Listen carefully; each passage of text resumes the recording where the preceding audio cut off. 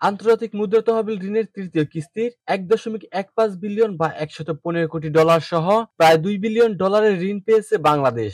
এতে বৃহস্পতিবার ২৭ জুন দেশের বৈদেশিক মুদ্রার রিজার্ভ বেড়ে $২২ বিলিয়ন উঠেছে। তবে বাংলাদেশ ব্যাংকের রিজার্ভ গণনার পদ্ধতি ধরলে এই অঙ্ক বেড়ে $২৭.১৫ বিলিয়ন হবে।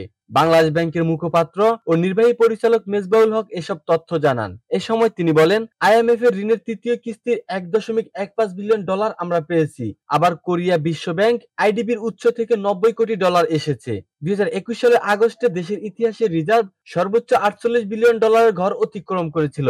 তবে আমদানি দায় মেটাতে রিজার্ভ থেকে বিক্রি, বিদেশি বিনিয়োগ কমে যাওয়ায়, ঋণ পরিশোধের চাপ বেড়ে যাওয়া সহ নানা কারণে তা নেমেছে। এই সংকট উত্তরণে আইএমএফ সরকারকে $৪৭০ কোটি ঋণ দিচ্ছে। বাংলাদেশ ওই ঋণের তৃতীয় কিস্তি পেয়েছে গত বৃহস্পতিবার।